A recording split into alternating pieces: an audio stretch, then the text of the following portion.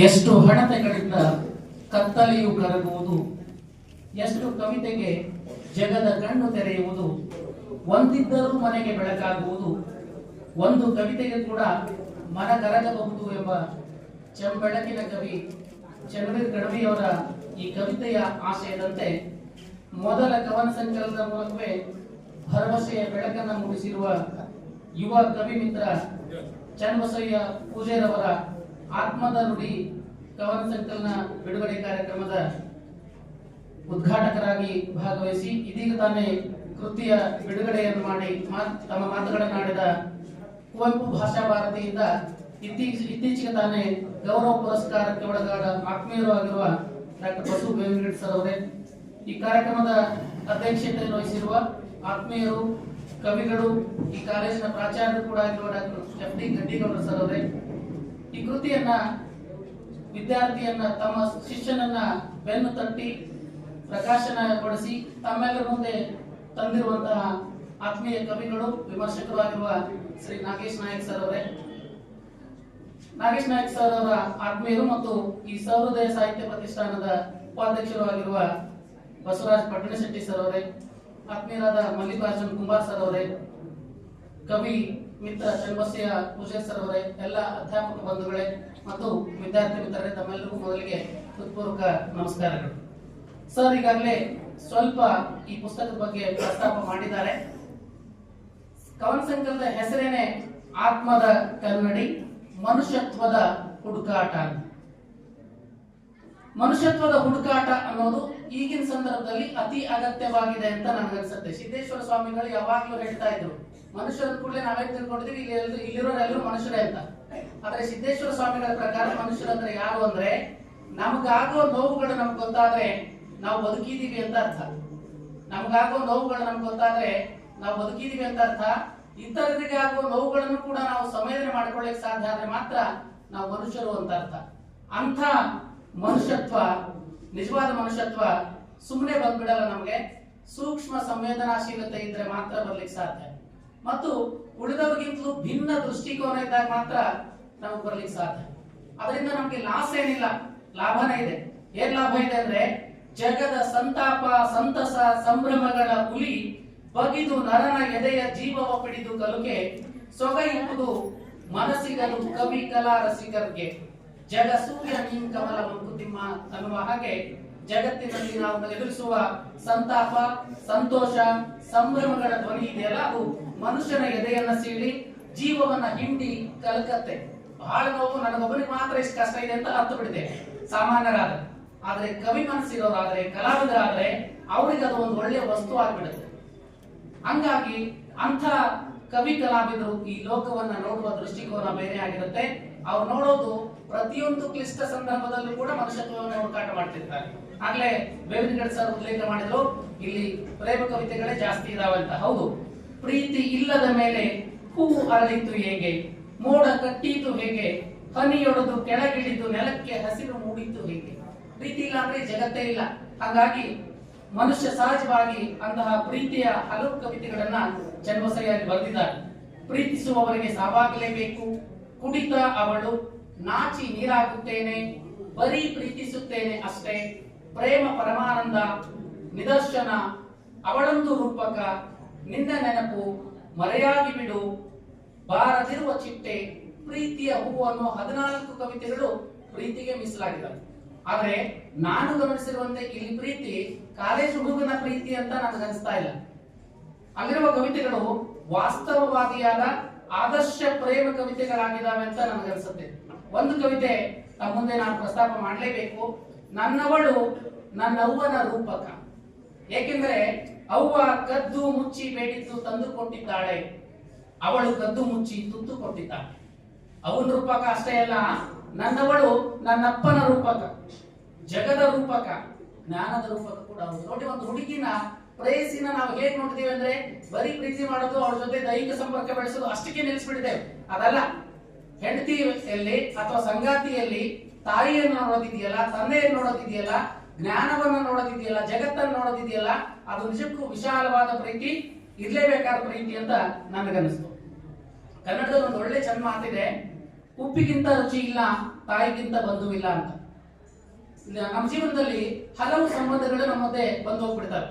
ಆದ್ರೆ ಹೆಚ್ಚು ಕಾಲ ಉಳಿಲೇಬೇಕಾದ ಸಂಬಂಧ ಯಾವುದಂದ್ರೆ ತಾಯಿಯ ಸಂಬಂಧ. ತಾಯಿ ಬಗ್ಗೆ ಬರೆಯುವಾಗಲೂ ಕೂಡ ಅಷ್ಟೇನೆ, ತಾಯಿಯನ್ನ ಹೊಗಳಿ ದೇವತೆ ಮಾತೆ ಇತ್ಯಾದಿ ಎಲ್ಲ ಬರೆದ್ಬಿಡ್ತೀವಿ. ಮುಂದಿನ ಜನ್ಮದಲ್ಲೂ ಕೂಡ ನೀನೇ ನನ್ನ ತಾಯಿ ಆಗುವಂತ ಬರಿತೇವೆ. ಜನ್ಮಸಯ ವಿಶೇಷ ಆಗೋದು ಇಲ್ಲೇನೆ. ಅರ್ಥವಾಗದ ಅರ್ಥಶಾಸ್ತ್ರ, ನೋವಿನಂಗಡಿಯ ಗಿರಾಕಿ ಅನ್ನುವ ರೂಪಕಗಳ ಮೂಲಕ ತಾಯಿಯನ್ನು ಹೊಗಳ್ತಾರೆ. ಮುಂದುವರೆದು ಕೊನೆಗೆ ಆ ಕವಿತೆಯನ್ನು ಮುಕ್ತಾಯಗೊಳಿಸೋದಿದೆಯಲ್ಲ, ಬಹಳ ಹೃದಯ ಸ್ಪರ್ಶಿ ಅಂತ ನನಗನ್ನಿಸ್ತು. ಅಮ್ಮ ನೋಡುತ್ತಿರು, ಒಮ್ಮೆ ನಗು ಆಗುವೆ, ಇಲ್ಲವೇ ಜನ್ಮದ ನಂಬಿಕೆ ನಿಜವಾದರೆ ನಾನೇ ನಿನ್ನ ತಾಯಾಗುವೆ. ಆ ಸಾಲಂತೂ ನನಗೆ ಬಹಳ ಹೃದಯ ಅಂತ ಅನಿಸ್ತು. ಯಾಕೆಂದ್ರೆ ನಾನೇ ನಾನು ತಾಯಿ ಆಗ್ತೀನಿ ಅನ್ನೋದಿದೆಯಲ್ಲ, ನಿನ್ನ ಈ ಜನ್ಮದ ಋಣವನ್ನ, ಜನ್ಮದ ನಂಬಿಕೆ ಇದ್ದರೆ ಅಲ್ಲಿ ವೈಚಾರಿಕತೆನೂ ನನಗೆ ಕಾಣಿಸ್ತು. ಪುನರ್ಜನ್ಮ ನಂಬಿದ್ರೆ ಮೌಢ್ಯ ಆಚರಿಸೋ ಕವಿತರ ಕಾಣಿಸ್ತಾ ಇದ್ದ. ಆದ್ರೆ ನಂಬಿಕೆ ಇದ್ರೆ, ನಾನು ಮತ್ತೆ ಹುಟ್ಟಿದ್ರೆ ನಿನ್ನ ತಾಯಿಯಾಗಿ ನಾನು ಹುಟ್ತೀನಿ ಅನ್ನೋದಿದೆಯಲ್ಲ, ನಿಜಕ್ಕೂ ಆದರ್ಶ ಅಂತ ನನಗನ್ನಿಸ್ತು. ಜೊತೆಗೆ ತಾಯಿಯ ಹೊಗಳು ಭರಾಟೆಯಲ್ಲಿ ತಂದೆನೇ ಮರ್ತು ಬಿಡ್ತೀವಿ ನಾವು. ಹಂಗಿಲ್ಲ, ನಿಜವಾಗ್ಲೂ ಕೂಡ ತಂದೆನೂ ಕೂಡ ಸಾಕಷ್ಟು ಶ್ರಮಿಸಿರ್ತಾರೆ ನಮ್ಮ ಜನ್ಮಕ್ಕೆ ಮತ್ತು ನಮ್ಮ ಪ್ರಗತಿಗೆ. ಅಂತ ತಂದೆ ಬಗ್ಗೆ ಒಂದು ಕವಿತೆ ಕೂಡ ಬಹಳ ಇಷ್ಟ ಆಯ್ತು ನನಗೆ. ಅಪ್ಪ ನಾಟಕೀಯವಾಗಿ ಬಿಟ್ಟ ಅಂತ. ಹೆಣ್ಮಕ್ಳು ಅಂದ್ಕೂಡಲೇ ತಕ್ಷಣ ಹತ್ತು ಬಿಡ್ತಾರೆ, ನೋವು ಬಂದ್ರು ಹತ್ತು ಬಿಡ್ತಾರೆ.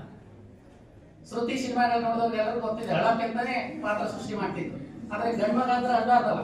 ನಮ್ಮನ್ನ ಬೆಳೆಸುವಾಗ್ಲೂ ನಮ್ಮ ತಂದೆ ತಾಯಿಗಳು ಹಂಗೆ ಬೆಳೆಸಿರ್ತಾರೆ, ಗಂಡ್ಮಗ ಇದ್ದಲ್ಲಿ ಅಳಬಾರ್ದು ನೀನು ಅಂತ. ಅಪ್ಪ ಅದನ್ನ ಪ್ರಾಕ್ಟಿಕಲ್ ಆಗಿ ಮಾಡಿ ತೋರಿಸಿರ್ತಾರೆ, ಅಳೋದಿಲ್ಲ. ಕಣ್ಣೀರು ಕಪಾಳ ನೆಕ್ಕುವಷ್ಟು ನೋವಿದ್ದರೂ ಅಪ್ಪ ಅಳಲೇ ಇಲ್ಲ. ಅದೆಷ್ಟೋ ಕನಸು ಕಣ್ಣಾಗಿ ಮಮ್ಮಲ ಹೊರಗಿದರು, ಬಣ್ಣ ಹಚ್ಚದೆ ಅಪ್ಪ ನಾಟಕೀಯವಾಗಿ ಬಿಟ್ಟ. ನಾಟಕನೇ ಮಾಡ್ತಿದ್ದ, ಅಳು ಇತ್ತು ಒಳಗಡೆ, ಆದ್ರೆ ಅಳ್ಳೇ ಇಲ್ಲ ಆತ ಅಂತ. ಅಂಥ ವಾಸ್ತವವನ್ನ ಕವಿ ಇಲ್ಲಿ ಚಿತ್ರಿಸ್ತಾರೆ. ಮನೆಯದಾಯ್ತಿದೆಲ್ಲ, ಹೊರಗಡೆ ಬಂದ್ರೆ ಧರ್ಮ, ಜಾತಿ, ಅಂತಸ್ತು, ವೃತ್ತಿ, ಅಧಿಕಾರ, ಇವು ಯಾವ ಕಾರಣಕ್ಕೆ ತರತಮಗಳು ಪ್ರಾಚೀನ ಕಾಲದಿಂದನೂ ಈಗಲೂ ಮುಂದುವರಿತಿದ್ದಾವೆ. ಆದ್ರೆ ಕವಿ ಆಗಿರುವವರಿಗೆ ಇರ್ಲೇಬೇಕಾದ, ವಿದ್ಯಾವಂತರಾಗಿದ್ದವರಿಗೆ ನಮಗಿರ್ಲೇಬೇಕಾದ ಸದಾಶಯ ಯಾವುದಂದ್ರೆ ಅವೆಲ್ಲವನ್ನ ಮೀರಿ ಸಮಾನತೆಯ ಹೊಸ ನಾಡನ್ನ ಕಟ್ಟಬೇಕು ಅನ್ನುವ ಆಶಯ ನಮ್ಗೆಲ್ಲರಿಗೂ ಆಗಿರ್ಬೇಕು. ಈ ಕವಿತೆಗಳಲ್ಲಿ ಅಂಥ ಕವಿತೆಗಳನ್ನು ಕೂಡ ನೋಡಿದೆ ನಾನು. ಕವನ ಸಂಕಲನದ ಶೀರ್ಷಿಕೆನೆ ಅಂಥ ಕವಿತೆ, ಆತ್ಮದ ಕನ್ನಡಿ, ನನ್ನಂತೆ ಎಲ್ಲ ಹೆಣ, ಶರಣಾಗ ಬನ್ನಿ, ದೀಪ ಹಚ್ಚೋಣ, ಇಕ್ಕಿರ್ಲಾ ಒದಿರ್ಲಾ, ಈ ಎಲ್ಲ ಕವಿತೆಗಳಲ್ಲಿ ಅಂಥ ಸಮಾನತೆಯ ಸದಾಶಯ ಇರೋದು ನಮಗೆ ಕಾಣಿಸ್ತು. ಅದರಲ್ಲೂ ಆತ್ಮದ ಕನ್ನಡಿ ಇದೆಯಲ್ಲ, ಅಲ್ಲಿ ಒಂದೆರಡು ಸಾಲುಗಳು ಹೀಗಿದಾವೆ. ಬನ್ನಿ ಮನುಷ್ಯರ ತೋರಿಸುವೆ, ನಿಮ್ಮ ಹೆಸರಿಲ್ಲದ, ಯಾವ ಧರ್ಮದ ಬಸುರಿಲ್ಲದ, ನಿಮ್ಮ ಆತ್ಮಕ್ಕೆ ಕನ್ನಡಿ ಹಿಡಿದು ತೋರಿಸುತ್ತೇನೆ, ನಿಮಗೆ ನಿಮ್ಮನ್ನೇ. ಬನ್ನಿ, ತುಂಬಾ ಹೊತ್ತಾಯ್ತು, ನಾವು ನಾಳೆಯೇ ಸಾಯಬಹುದು. ನೋಡಿ, ಎಲ್ರಿಗೂ ಸಾವು ಖಚಿತ ಗೊತ್ತಿದ್ರು ಕೂಡ ಧರ್ಮ, ಜಾತಿ ಆಧಾರದ ಮೇಲೆ ಮೇಲು ಕೀಳು ಭಾವನೆಯನ್ನ ಇನ್ನೂ ಮುಂದುವರಿಸುತ್ತಿರುವ ಸಂದರ್ಭದಲ್ಲಿ ಈ ಕವಿತೆ ಬಹಳ ಮುಖ್ಯ ಆಗುತ್ತೆ ಅಂತ ನನಗನ್ನಿಸ್ತು. ಇನ್ನು ಓದಿರುವ ಒಂದಿಷ್ಟು ಜನಕ್ಕೆ ನಮ್ಗೆ ಗೊತ್ತಿದೆ, ಸ್ತ್ರೀವಾದ ಅಂತ ಕಳೆದ 20-30 ವರ್ಷಗಳಲ್ಲಿ ಸಾಹಿತ್ಯದಲ್ಲಿ ಕೂಡ ದೊಡ್ಡ ಮಟ್ಟದಲ್ಲಿ ಚರ್ಚೆ ಆಗ್ತಿದೆ. ಒಂದಿಷ್ಟು ಜನ ಸ್ತ್ರೀವಾದ ಅಂದ್ಕೂಡಲೇ ಪುರುಷನನ್ನು ಒಯ್ಯೋದಂತಾನೆ ತಿಳಿದ್ಬಿಟ್ಟಿದ್ದಾರೆ. ನಿಜವಾಗ್ಲೂ ಅದು ನಿಜವಾದ ಸ್ತ್ರೀವಾದ ಅಲ್ಲ. ಸ್ತ್ರೀಗೆ ಈಗ ಅಗೌರವ ಇದೆ, ಅವಳನ್ನ ಸಮಾನವಾಗಿ ಕಾಡ್ತಾ ಇಲ್ಲ ಅಂದ್ರೆ ಪುರುಷ ಎಷ್ಟು ಕಾರಣ ಅಲ್ಲ, ಅದಕ್ಕಿಂತಲೂ ಹೆಚ್ಚು ಜವಾಬ್ದಾರರು ಸ್ತ್ರೀ ಅಂತ ನನ್ನ ಭಾವನೆ. ಆ ಕಾರಣಕ್ಕೆ ಇಲ್ಲೊಂದೆರಡು ಕವಿತೆಗಳಿದಾವೆ, ನಿಜವಾದ ಸ್ತ್ರೀವಾದವನ್ನ ನಮ್ಗೆ ಕಲಿಸೋ ಪ್ರಯತ್ನ ಮಾಡ್ತಾರೆ. ಗಂಡಸರೇ ಹಾಗೆ, ಮರೆಯಾಗಿ ಬಿಡು, ಆಟ ನಿಂತಿಲ್ಲ ಅನ್ನೋ ಕವಿತೆಗಳು. ಅದರಲ್ಲೂ ಗಂಡಸರೇ ಹಾಗೆ ಅನ್ನೋ ಕವಿತೆ ಅಂತೂ ಬಹಳ ಹೃದಯ ಅಂತ ಅನ್ನಿಸ್ತು. ಆ ಕವಿತೆ ಹೇಳುತ್ತೆ, ಆ ಕುರುಡ ತಲೆ ಎತ್ತಿ ನೋಡಿದರೂ ಅವನು ನಿಮ್ಮೆದುರು ಕಾಮುಕ, ಸಹಾಯಕ್ಕೆ ಮುಂದಾದರೆ ಚಪಲ ಬುದ್ಧಿಯವನು, ಇಲ್ಲವೇ ಅವನು ರಸಿಕ, ಇನ್ನು ಸ್ವಲ್ಪ ಕಪ್ಪಾಗಿ ಕಂಡರಂತೂ ಅವನ ದೇಶದ್ರೋಹಿಯೇ ನಿಮಗೆ. ಹೌದು, ಸ್ವಲ್ಪ ಗಂಡಸರೇ ಹಾಗೆ, ಆದ್ರೆ ಎಲ್ಲರೂ ಹಾಗಲ್ಲ ಅನ್ನೋ ಸತ್ಯವನ್ನ ಈ ಕವಿತೆ ಮೂಲಕ ಚನ್ನಬಸಯ್ಯ ಪ್ರತಿಪಾದನೆ ಮಾಡ್ತಿದ್ದಾರೆ. ಇವೆಲ್ಲದ್ರ ಮೂಲಕ ಅವ್ರು ಹೇಳ್ತಾ ಇರೋದು ವಾಸ್ತವವಾದಿಗಳಾಗ್ಬೇಕು ನಾವೆಲ್ಲ ಅಂತ. ಹೌದು, ಸಮಾಜದಲ್ಲಿದೆ, ಕೋಮು ಭಾವನೆ ಇದೆ, ಅನ್ಯಾಯ ಅನೀತಿ ಇದೆ, ನಾಟಕೀಯತೆ ಇದೆ, ಬೇಜವಾಬ್ದಾರಿತನ ಇದೆ, ಸೋಲು ಗೆಲುವುಗಳು ಎದುರಾಗ್ತವೆ ನಮ್ಮ ಜೀವನದಲ್ಲಿ, ಅವಮಾನ ಸನ್ಮಾನಗಳು ಎದುರಾಗ್ತವೆ, ದುಃಖ ದುಮ್ಮಾನಗಳು ಎದುರಾಗ್ತವೆ. ಕೃತಕವಾಗಿ ನಾವು ನಿಜವಾಗ್ಲೂ ಅಷ್ಟು ಬ್ಯೂಸಿ ಇರೋದಿಲ್ಲ. ಈಗಂತೂ 24 ಗಂಟೆ ದುಡಿಯೋರು ಯಾರು ಇಲ್ಲ, 8 ಗಂಟೆ ದುಡಿಲಿಕ್ಕೆ ಒದ್ದಾಡ್ತೀವಿ, ಬಹಳ ಕೆಲಸ ಮಾಡಿದೀವಿ ಅಂತ ಹೇಳಿ, ಆದ್ರೂ ಟೈಮ್ ಇಲ್ಲ ಅಂತ ಹೇಳ್ತಿರ್ತೀವಿ. ಅಂತಹ ಕೃತಕ ಒತ್ತಡದ ಸಂದರ್ಭದಲ್ಲೂ ಕೂಡ ನಾವು ವಾಸ್ತವವಾದಿಗಳಾಗಬೇಕು ಅನ್ನುವ ಹಲವು ಕವಿತೆಗಳು ಇಲ್ಲಿದ್ದಾವೆ. ಕೋಮು ದುರಂತ, ಇದ್ದಾಗಲೇ ಪ್ರೀತಿಸಿ, ನಮ್ಮ ತಪ್ಪು, ನಿನ್ನವರಿಲ್ಲ, ನಾವು ಸಿನಿಮಾದವರು ಅನ್ನೋ ಕವಿತೆಗಳೆಲ್ಲ ವಾಸ್ತವವಾದವನ್ನು ನಮ್ಮ ಮುಂದೆ ಇಡುವ ಪ್ರಯತ್ನವನ್ನು ಮಾಡ್ತಾರೆ. ಅದರಲ್ಲೂ ರಕ್ತ ಯಾರದ್ದು ಅನ್ನೋ ಒಂದು ಕವಿತೆ ಇದೆಯಲ್ಲ, ಧರ್ಮದ ಕಾರಣಕ್ಕೆ ಈ ಧರ್ಮ ಎಷ್ಟೊಂದು ನಮ್ಮನ್ನ ಪ್ರಭಾವಿಸಿಬಿಟ್ಟಿದೆ ಅಂದ್ರೆ ನಿಜವಾದ ಧರ್ಮ ನಾವು ಮರ್ತೆ ಬಿಟ್ಟಿದೀವಿ. ಹಿಂದೂ, ಮುಸ್ಲಿಂ, ಕ್ರಿಶ್ಚಿಯನ್ ಅನ್ನೋ ಹೆಸರಿನ ಧರ್ಮಗಳನ್ನ ಅಷ್ಟೇ ಇಟ್ಕೊಂಡು ರಕ್ತಪಾತಕ್ಕೆ ಆ ಧರ್ಮಗಳ ಕಾರಣ ಆಗ್ತಾ ಇದೆ ಅನ್ನೋದನ್ನ ಬಹಳ ಚೆನ್ನಾಗಿ ಒಂದು ಕವಿತೆಯಲ್ಲಿ ಹೇಳ್ತಾರೆ ಅವರು. ರಕ್ತ ಸುರಿದು ಬಿದ್ದಿದೆ, ಆ ರಕ್ತ ಯಾರ್ದು ಅಂತ ಒಂದು ಪ್ರಶ್ನೆ. ಉತ್ತರ ಇಷ್ಟೇ: ಮನುಷ್ಯ ಮರೆತ ತನ್ನ ಅಸ್ತಿತ್ವವಾದ ಮನುಷ್ಯತ್ವದ್ದು. ಆ ರಕ್ತ ಮನುಷ್ಯತ್ವದ್ದು ಅಂತ ಹೇಳುವ ಒಂದು ಕವಿತೆ ನಿಜಕ್ಕೂ ವಾಸ್ತವಕ್ಕೆ ಹಿಡಿದ ಕನ್ನಡಿ ಅಂತ ನನಗನ್ನಿಸ್ತಿದೆ. ಅದರ ಜೊತೆಗೆ ಅಧಿಕಾರ ಲಾಲಸೆ, ಭ್ರಷ್ಟಾಚಾರ, ಮೋಸ, ವಂಚನೆ, ಅವಿವೇಕಿತನದ ಕಾರಣದಿಂದ ಭಾರತ ಮಾತೆಯ ಭವ್ಯ ಪರಂಪರೆ ಕಳೆಗುಂದಿ ಹೋಗಿದೆ. ಅಂಥ ಕಳೆಗುಂದಿ ಹೋಗಿದ ಸ್ಥಿತಿಗೋಸ್ಕರ ವಿಷಾದ ಕೂಡ ಈ ಸಂಕಲನದಲ್ಲಿ ಇದೆ. ಹೇಗೆ ಬರೆಯಲಿ ಗೆಳೆಯ, ಗುಪ್ತ ಭಾರತಿ ಅನ್ನೋ ಕವಿತೆಗಳಲ್ಲಿ ಅದನ್ನ ಚನ್ನಬಸಯ್ಯ ಹೇಳ್ತಾರೆ.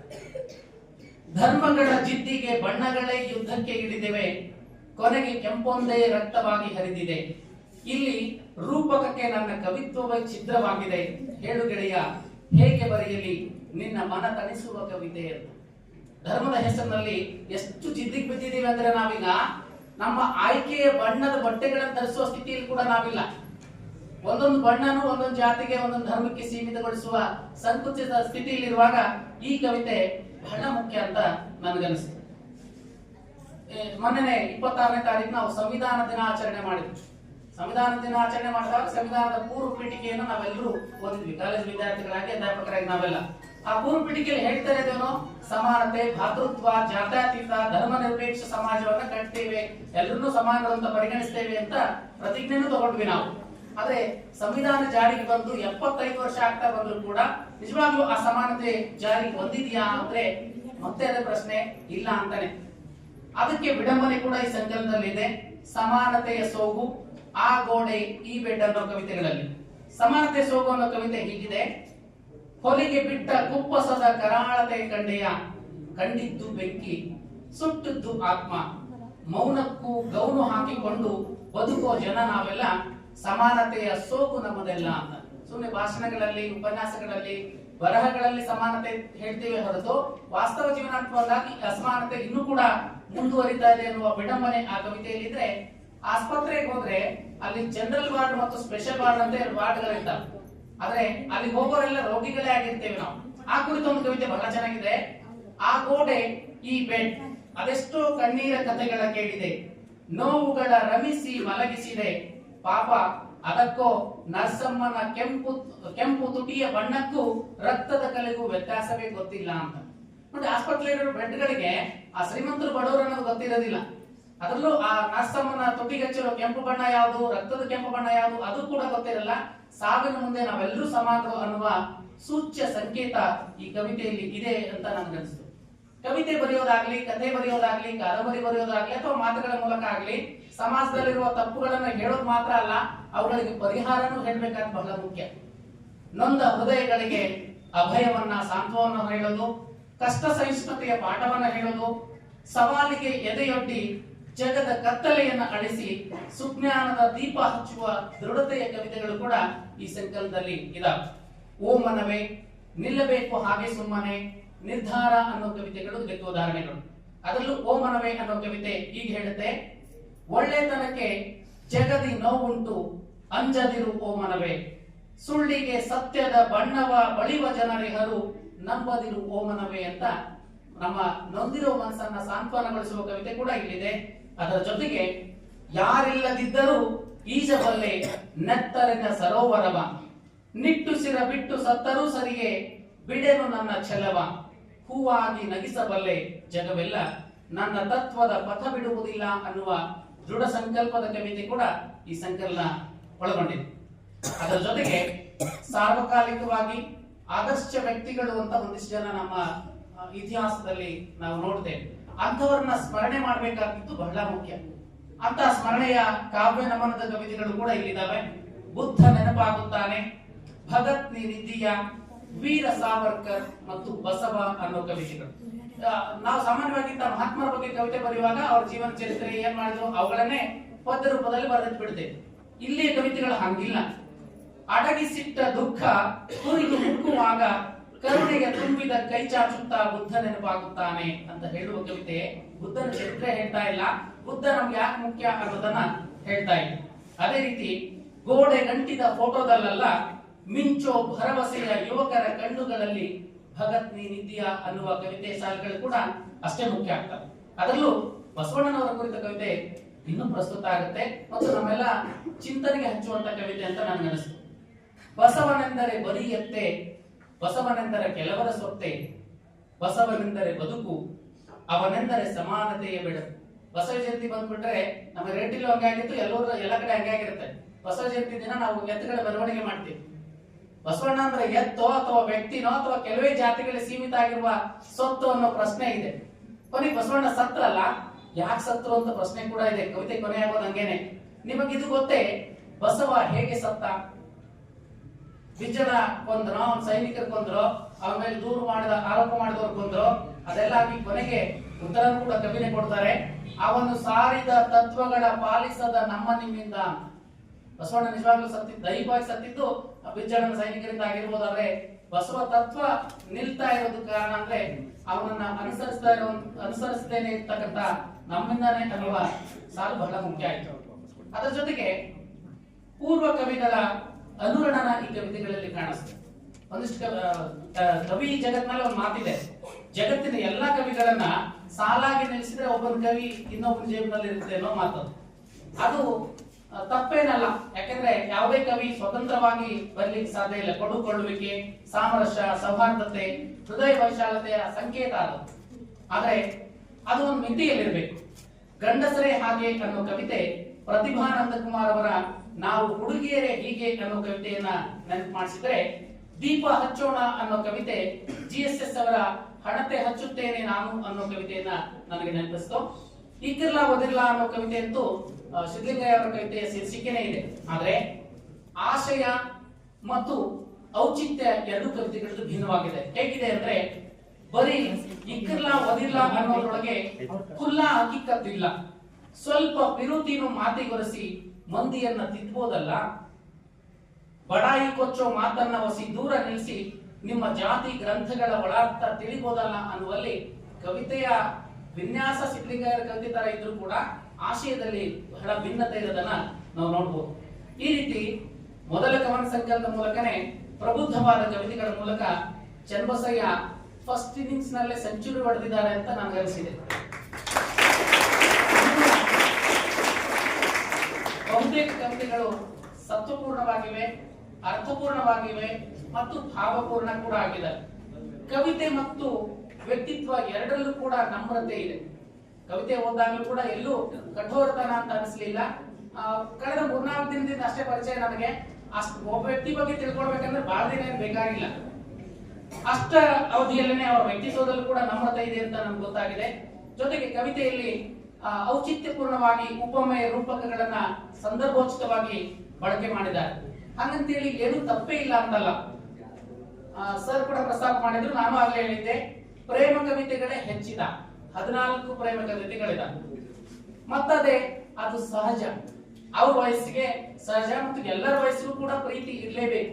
ಹಾಗಾಗಿ ಪ್ರೀತಿ ಇಲ್ಲದೆ ನಾನು ಏನನ್ನೂ ಮಾಡಲಾರೆ, ದ್ವೇಷವನ್ನು ಕೂಡ ಚಂಪಾ ಹೇಳ್ತಾರೆ. ಹಾಗಾಗಿ ದ್ವೇಷ ಮಾಡೋದಕ್ಕೂ ಪ್ರೀತಿ ಬೇಕು.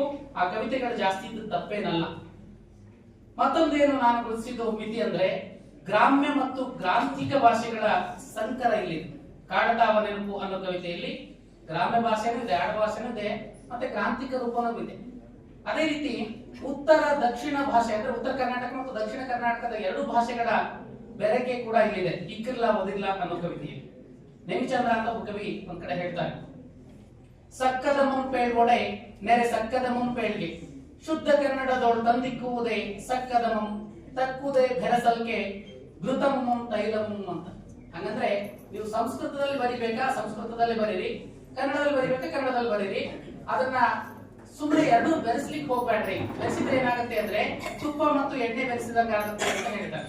ಹಂಗೇನೆ ಚನ್ನಬಸಯ್ಯ ಅವ್ರಿಗೆ ನನ್ನ ಸಲಹೆ ಅಂದ್ರೆ, ನೀವು ಗ್ರಾಂಥಿಕ ರೂಪದಲ್ಲಿ ಬರೀತೀರಾ, ಗ್ರಾಂಥಿಕ ರೂಪದಲ್ಲೇ ಬರೀರಿ. ಜನಪದರ ಭಾಷೆಯಲ್ಲಿ ಬರೀತೀರಾ, ಬೇಂದ್ರೆ, ಬೆಟಗೇರಿ ಕೃಷ್ಣ ಶರ್ಮಾ ಅಂತ ಕನ್ನಡ ನಾಡು ಮೆರೆಸುವಂತ ಕವಿಗಳು ನಮ್ಮ ಉತ್ತರ ಕರ್ನಾಟಕದ ಭಾಷೆಯಲ್ಲಿ ಬರೆದು ಜನಪ್ರಿಯರಾಗಿದ್ದಾರೆ. ಹಂಗೆ ಬರೆದು ಏನು ತೊಂದರೆ ಇಲ್ಲ. ಆದ್ರೆ ಯಾವ್ದಾದ್ರು ಒಂದನ್ನ ಆಯ್ಕೆ ಮಾಡ್ಕೋಬೇಕು.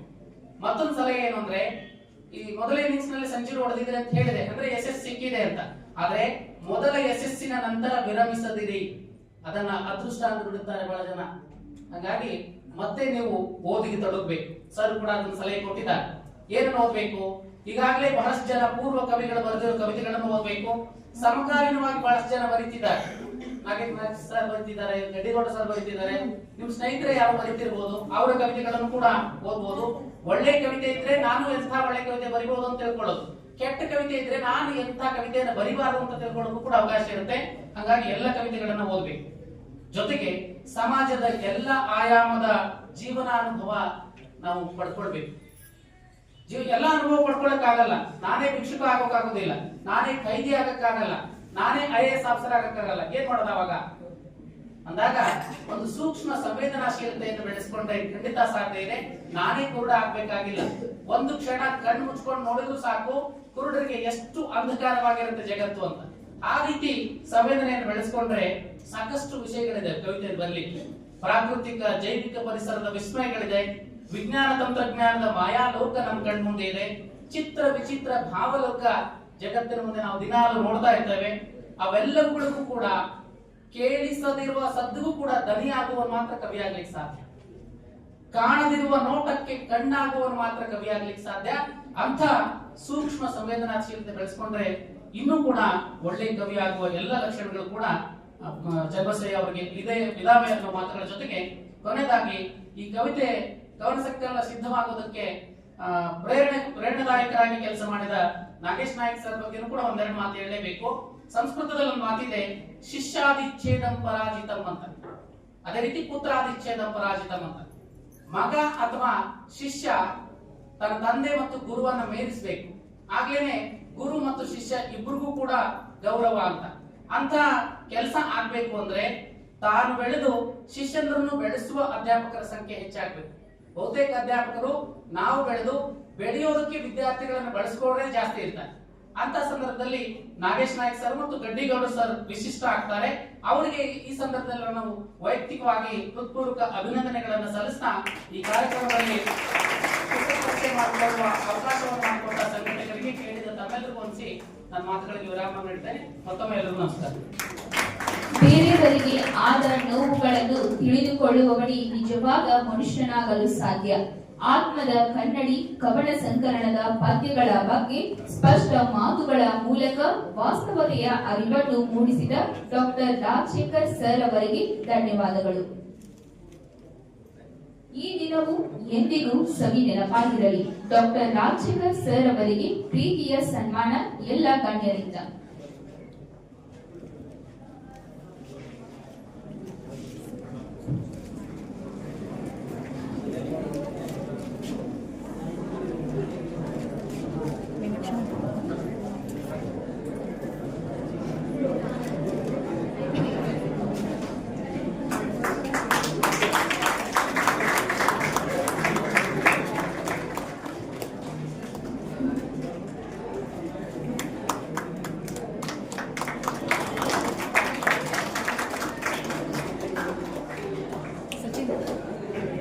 सचिन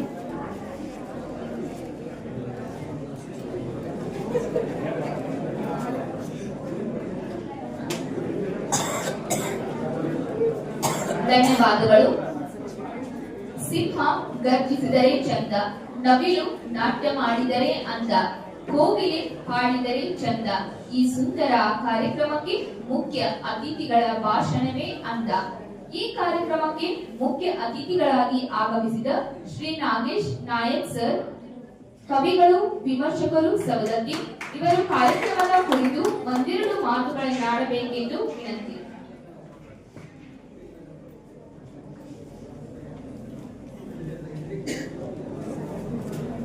ಮಾನವನಾದರೆ ಸಾಕು, ಮಾನವನಾದರೆ ಸಾಕು, ಮಹಾತ್ಮನಾಗುವುದು ಯಾರಿಗೆ? ಮಾನವನಾದರೆ ಸಾಕು, ಮಹಾತ್ಮನಾಗುವುದು ಯಾರಿಗೆ ಬೇಕು? ಇದ್ದ ನೆಲವನ್ನರಿತರೆ ಸಾಕು, ಇದ್ದ ನೆಲವನ್ನರಿತರೆ ಸಾಕು, ಇಲ್ಲದ ಸ್ವರ್ಗ ಯಾರಿಗೆ ಬೇಕು ಎಂಬ ಜಂಬನ್ನ ಅಮರ್ಚಿತ್ ಅವರ ಗಜಲ್ನ ಸಾಲುಗಳನ್ನು ನೆನಪಿಸಿಕೊಳ್ತಾ ವೇದಿಕೆ ಮೇಲೆ ಉಪಸ್ಥಿತರಿರುವಂತಹ ಬರಹಗಾರರು, ಈ ಕಾಲೇಜಿನ ಪ್ರಾಂಶುಪಾಲರಾದಂಥ ಗದ್ದಿಗೌಡ ಸರ್, ಪುಸ್ತಕ ಬಿಡುಗಡೆ ಮಾಡಿ ಮಾತನಾಡಿದಂತಹ ನನ್ನ ಬೆಳವಣಿಗೆ ಕಾರಣಕರ್ತರೂ ಆದಂತಹ ಆಕಾಶವಾಣಿಯ ನಿವೃತ್ತ ಮುಖ್ಯಸ್ಥರು, ನಾಡಿನ ಖ್ಯಾತ ಕವಿಗಳು, ಅನುವಾದಕರು, ವಿಮರ್ಶಕರು ಆಗಿರ್ತಕ್ಕಂಥ ಡಾಕ್ಟರ್ ಬಸವರಾಜ ಸರ್ ಅವರೇ, ಹಾಗೆ ಪುಸ್ತಕ ಪರಿಚಯವನ್ನ ಬಹಳ ಒಳ್ಳೆಯ ರೀತಿಯಿಂದ ಮಾಡಿಕೊಟ್ಟಿರ್ತಕ್ಕಂತಹ ರಾಜಶೇಖರ್ ಬಿರಾದರ್ ಸರ್ ಅವರೇ, ಇನ್ನೋರ್ವ ನನ್ನ ಗೆಳೆಯರು, ಜೊತೆಗೆ ನನ್ನ ಪ್ರತಿಷ್ಠಾನದ ಉಪಾಧ್ಯಕ್ಷರು ಆಗಿರುವಂತಹ ಬಸವರಾಜ್ ಪ್ರಕಾಶ್ ಶೆಟ್ಟಿ ಅವರೇ, ಈ ಕಾಲೇಜಿನ ಗ್ರಂಥಪಾಲಕರಾದಂತಹ ಉಪಾರ್ ಸರ್ ಅವರೇ, ಮೀನಾಕ್ಷಿ ಮೇಡಮ್, ಜೊತೆಗೆ ನನ್ನ ವಿದ್ಯಾರ್ಥಿ, ಈಗ ಕವಿ ಎನ್ನುವ ಪಟ್ಟವನ್ನು ಗಳಿಸಿಕೊಂಡಿರತಕ್ಕಂಥ ಚನ್ನಬಸಯ್ಯ ಪೂಜೆ, ಹಾಗೂ ಈ ಅದ್ಭುತ ಕಾರ್ಯಕ್ರಮಕ್ಕೆ ಸಾಕ್ಷಿಯಾಗಿರುವಂತಹ ಈ ಕಾಲೇಜಿನ ಎಲ್ಲ ವಿದ್ಯಾರ್ಥಿಗಳಿಗೂ ನಮಸ್ಕಾರಗಳನ್ನು ತಿಳಿಸ್ತಾ ನನ್ನ ಒಂದೆರಡು ಮಾತುಗಳನ್ನು ತಮ್ಮೆದುರಿಗೆ ಹಂಚಿಕೊಳ್ತಾ ಇದ್ದೇನೆ. ವಿದ್ಯಾರ್ಥಿಯ ಚೊಚ್ಚಲ ಕವಿತಾ ಸಂಕಲನದ ಬಿಡುಗಡೆ ಸಂಭ್ರಮ. ಒಬ್ಬ ಕವಿಗೆ ಮೊದಲ ಕವನ ಸಂಕಲನದ ಒಂದು ಬಿಡುಗಡೆ ಎಷ್ಟು ಮಹತ್ವದ್ದು, ಎಷ್ಟು ಸಂಭ್ರಮವನ್ನು ಕೊಡ್ತಕ್ಕಂಥದ್ದು ಅಂತ ನಾನು ನನ್ನ ಮೊದಲ ಕವನ ಸಂಕಲನ ನೀನೊಂದು ಮುಗಿಯದ ಸಂಭ್ರಮ ಅನ್ನುವ ಬಿಡುಗಡೆ ಸಂಭ್ರಮದಲ್ಲಿ ಅನುಭವಿಸಿದ್ದಿದೆ. ಈತ ನನ್ನ ವಿದ್ಯಾರ್ಥಿ ಅನ್ನೋದು ಬಹಳ ಹೆಮ್ಮೆಯ ವಿಷಯ. ಯಾಕಂದ್ರೆ ಶಿಷ್ಯನ ಮೂಲಕ ಗುರು ಗುರುತಿಸಿಕೊಳ್ಳುವುದು ಬಹುದೊಡ್ಡ ಹಿರಿಮೆ. ಶಿಷ್ಯನ ಮೂಲಕ ಗುರು ಗುರುತಿಸಿಕೊಳ್ಳುವುದು ಬಹುದೊಡ್ಡ ಹಿರಿಮೆ. ನನಗೆ ಈತ ಕವಿತೆ ಬರೀತಾನೆ ಅಂತ ಗೊತ್ತಿರಲಿಲ್ಲ. ನಾನು ಮೊಟ್ಟ ಮೊದಲು 8ನೇ ತರಗತಿಗೆ ವಿದ್ಯಾರ್ಥಿಗಳು ಬಂದ ತಕ್ಷಣ ಪಠ್ಯ ಪುಸ್ತಕದ ಜೊತೆಗೆ ಸಾಹಿತ್ಯದ ಆಸಕ್ತಿಯನ್ನು ಬೆಳೆಸುವುದು ನನ್ನ ಒಂದು ಗುಣ. ಕವಿತೆಗಳನ್ನು ಹೇಳ್ತಾ ಇರ್ತೀನಿ, ಭಾವಗೀತೆಗಳನ್ನು ಹೇಳ್ತಾ ಇರ್ತೀನಿ, ಒಳ್ಳೊಳ್ಳೆಯ ಕವಿತೆಗಳನ್ನು ಓದಿ ವಿದ್ಯಾರ್ಥಿಗಳಿಗೆ ಪರಿಚಯ ಮಾಡಿಕೊಡ್ತಾ ಇರ್ತೀನಿ. ನನ್ನ 4ರಿಂದ 5 ವಿದ್ಯಾರ್ಥಿಗಳು ಸಂಕಲನ ತಂದಿದ್ದಾರೆ ಅನ್ನೋದು ನನಗೆ ದೊಡ್ಡ ಖುಷಿಯ ವಿಚಾರ. ಒಂದು ದಿನ ನನ್ನ ಬಳಿ ಈತ ಅತ್ಯಂತ ಸಂಕೋಚದಿಂದ ಬಂದು, ಈಗಲೂ ಕೂಡ ಅಷ್ಟೇ ಸಂಕೋಚ ಇದೆ ಅವನು, ನಿಂತ್ಕೊಂಡೇ ಮಾತಾಡ್ತಾನೆ. ನನ್ನ ಬಳಿ ಬಂದು, ಸರ್ ಹೀಗೆ ನಾನು ಒಂದಷ್ಟು ಕವಿತೆಗಳನ್ನು ಬರೆದಿದ್ದೀನಿ, ಸಂಕಲನ ತರಬೇಕು ಅಂತ ಮಾಡಿದ್ದೀನಿ, ನೀವೇ ಏನಾದರೂ ದಾರಿ ತೋರಿಸ್ಬೇಕು ಮತ್ತು ಮೊದಲ ಮಾತುಗಳನ್ನು ಕೂಡ ನೀವೇ ಬರೀಬೇಕು ಅಂತ ಕೇಳಿದಾಗ ಅಚ್ಚರಿ ಮತ್ತು ಖುಷಿ ಎರಡು ಒಟ್ಟೊಟ್ಟಿಗೆ ಆಗಿರ್ತಕ್ಕಂಥ ಒಂದು ಒಂದು ಒಂದು ಗಳಿಗೆ, ರೋಮಾಂಚನ ಗಳಿಗೆ ನನಗೆ ಬಹಳ ಖುಷಿಯಿಂದ ಒಪ್ಕೊಂಡೆ. ಬಹಳಷ್ಟು ಜನರ ಸಂಕಲನಗಳನ್ನ ನಾನು ಪುಸ್ತಕ, ಯಾಕಂದ್ರೆ ಪುಸ್ತಕ ಪ್ರಕಟಣೆ ಹೇಗೆ ಮಾಡಬೇಕು ಅನ್ನೋದು ಮೊಟ್ಟ ಮೊದಲನೇದಾಗಿ ಬರೀತಕ್ಕಂಥ ಬರಹಗಾರರಿಗೆ ಗೊತ್ತಿರುವುದಿಲ್ಲ. ನನ್ನ ಅನುಭವನ ಹೇಳ್ತೀನಿ. ನಾನು ಪುಸ್ತಕ ತರಬೇಕು ಅಂತಂದಾಗ ಮೋಹನ್ ಬಸವಗೌಡ ಪಾಟೀಲ್ ಅವರು ನನಗೆ ಸಹಾಯ ಮಾಡಿದರು. ಬಹಳಷ್ಟು ಮೋಸಗಳು ಆಗ್ತಾ ಇರತಕ್ಕಂಥ ಒಂದು ಅನುಭವ ನನಗಿದೆ. ನನ್ನ ಸಂಕಲನಕ್ಕೆ ಆ ಮೋಸ ಆಗಿದೆ. ಅದನ್ನ ಯಾರಿಗೂ ಕೂಡ ನನ್ನ ಬಳಿ ಬಂದಂತವರಿಗೆ ಮಾಡಿಕೊಡೋದಿಲ್ಲ. ಹಾಗಾಗಿ ನಾನು ಒಪ್ಕೊಂಡೆ, ಪ್ರೀತಿಯಿಂದ ಒಪ್ಕೊಂಡೆ. ಮೊದಲ ಮಾತುಗಳನ್ನು ಬರೆದುಕೊಡ್ಲಿಕ್ಕೂ ಕೂಡ ಒಪ್ಕೊಂಡೆ. ಕವಿತೆಗಳನ್ನು ಓದ್ತಾ ಇದ್ದಂತೆ ನನಗನಿಸ್ತು, ಒಳ್ಳೊಳ್ಳೆಯ ಸಮರ್ಥ ಕವಿತೆಗಳು ಈ ಸಂಕಲನದಲ್ಲಿವೆ. ಹಾಗೆ ಜಾಳ ಕವಿತೆಗಳು ಕೂಡ ಇದ್ದಾವೆ. ಅದನ್ನ ನಾನು ಮುನ್ನುಡಿಯಲ್ಲಿ ಮೊದಲ ಮಾತುಗಳಲ್ಲಿ ಹೇಳಿದ್ದೀನಿ. ಅವನಿಗೆ ಸೂಚ್ಯವಾಗಿ ತಿದ್ಕೊಳ್ಳಿಕ್ಕೆ ಏನು ಒಂದು ಸಲಹೆಗಳನ್ನು ಕೊಡಬೇಕು ಕೊಟ್ಟಿದ್ದೀನಿ. ಈ ಸಂಕಲನಕ್ಕೆ ಶೀರ್ಷಿಕೆ ಕೂಡ ನಾನೇ ಸೂಚಿಸಿದ್ದು, ಆತ್ಮದ ಕನ್ನಡಿ. ಟ್ಯಾಗ್ ಲೈನ್ ಕೂಡ ಮನುಷ್ಯತ್ವದ ಹುಡುಕಾಟ ಅಂತ ಹೇಳಿ. ಅವನೇನು ಬೇರೆ ತಿಳ್ಕೊಂಡು ಬಂದಿದ್ದ, ಬೇಡಪ್ಪ ಈ ಶೀರ್ಷಿಕೆ ಇರಲಿ ಅಂತ ಹೇಳಿ ನಾನೇ ಅವನಿಗೆ ಹೇಳಿದೆ. ಎಚ್ ಎಸ್ ಸತ್ಯನಾರಾಯಣ ಅವರ ಬೆನ್ನುಡಿ ಕೂಡ ಈ ಸಂಕಲನಕ್ಕೆ ಬಹುಶಃ ಕಾಡುವ ಕವಿತೆ. ಬಹಳಷ್ಟು ಒಳ್ಳೆಯ ನಾಡಿನ ವಿಮರ್ಶಕರು ಒಂದು ಕಾರ್ಯಕ್ರಮದಲ್ಲಿ ಬಂದಿದ್ರು. ಇವನನ್ನು ಪರಿಚಯ ಮಾಡಿಕೊಟ್ಟು, ಸರ್ ಹೀಗೆ ಒಂದು ಸಂಕಲನ ತರ್ತಾ ಇದ್ದೇನೆ. ಅಪರೂಪ ಮುನ್ನುಡಿ ಬೆನ್ನುಡಿ ಬರೆಸೋದಂದ್ರೆ ಕುದಿ ಓದ್ಬಿಡ್ತಾರೆ. ಅದು ನಮ್ಗೆ ಗೊತ್ತದ, ಬರಹಗಾರ 10,000 ಕೇಳಿದವಲ್ಲ ನನಗೆ ಅನುಭವ. ಮುನ್ನುಡಿ ಬರಲಿಕ್ಕೆ 10,000 ಕೊಟ್ಟರೆ ಬರಿತೀನಿ ಅನ್ನೋರು ಇದ್ದಾರೆ. ಹೆಸರು ಹೇಳೋದು ಬೇಡ ನನಗೆ. ಅಂತ ಸಂದರ್ಭದಲ್ಲಿ ಬಹಳ ಪ್ರೀತಿಯಿಂದ ಒಪ್ಕೊಂಡ್ರು ಅವರು ಎಚ್ ಎಸ್ ಸತ್ಯನಾರಾಯಣ. ಒಂದು ವಾರ 15 ದಿವಸದಲ್ಲಿ ಬರ್ಕೊಟ್ಟಿದ್ದಾರೆ. ಬಹಳ ಬಿಜಿ ಶೆಡ್ಯೂಲ್ ನಲ್ಲಿ ಇರ್ತಾರೆ.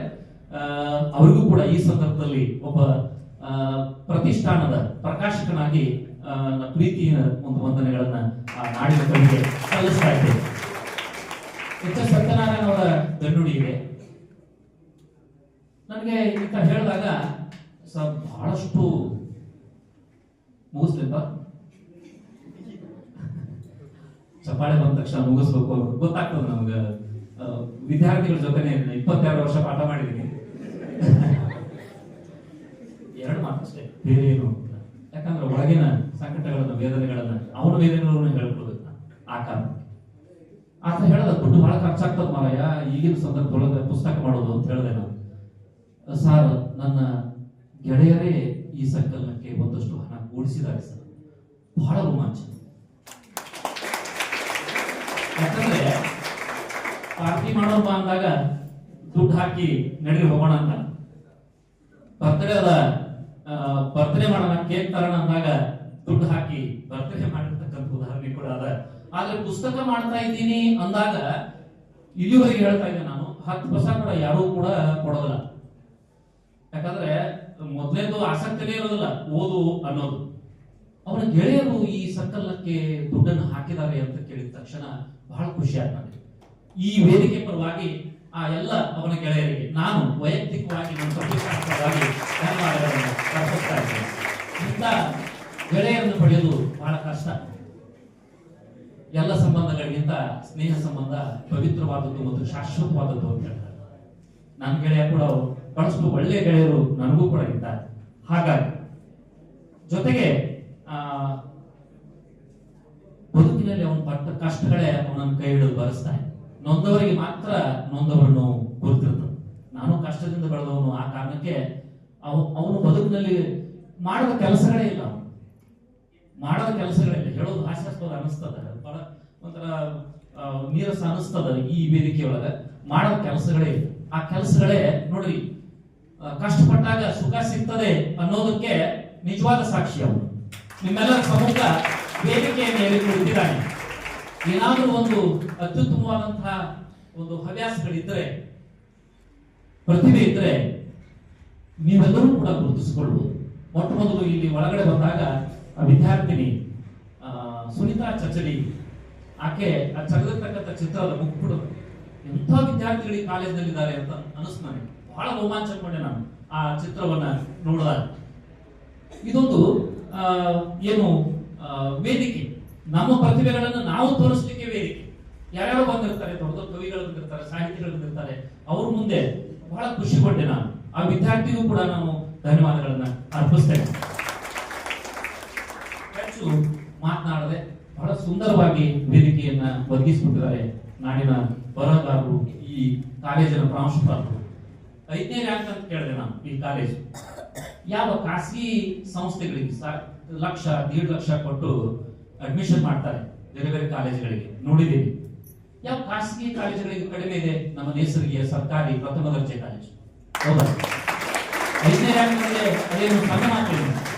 ಆ ಕಾರಣಕ್ಕೆ ಕಾಲೇಜಿನ ಪ್ರಾಂಶುಪಾಲರಿಗೆ, ಜೊತೆಗೆ ಇಲ್ಲಿನ ವಿದ್ಯಾರ್ಥಿ ದೇವತೆಗಳಿಗೆ ಬಹಳ ಸಣ್ಣವ ನಾನು, ಅತ್ಯುತ್ತಮವಾಗಿ ಮಾರ್ಗದರ್ಶನ ಮಾಡ್ತಕ್ಕಂಥ ದೊಡ್ಡ ದೊಡ್ಡ ಪದವಿಗಳನ್ನ ಮಾಡ್ಕೊಂಡಿರ್ತಕ್ಕಂಥ ಎಲ್ಲ ಉಪನ್ಯಾಸಕರಿಗೆ, ಚೌಧರಿ ಮಠ್ ಸರ್ ಇವನ್ ಇದೇ ಜಾಯ್ನ್ ಆದ, ಒಳ್ಳೆಯ ಕವಿ ಕೂಡ ಹೌದು.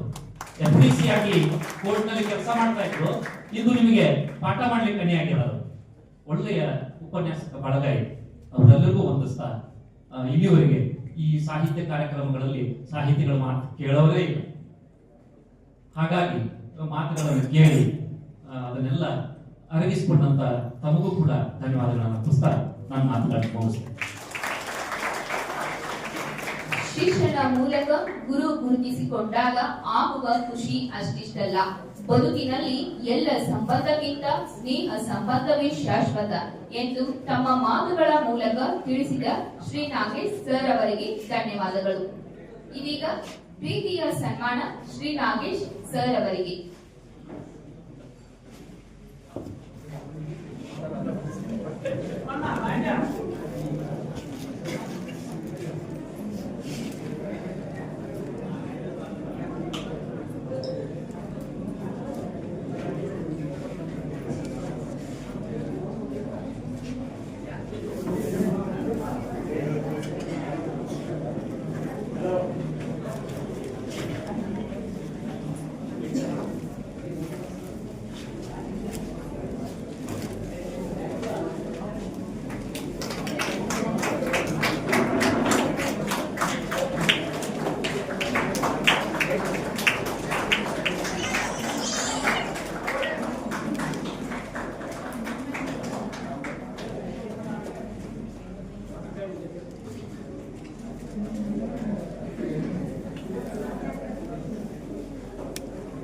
ಧನ್ಯವಾದಗಳು.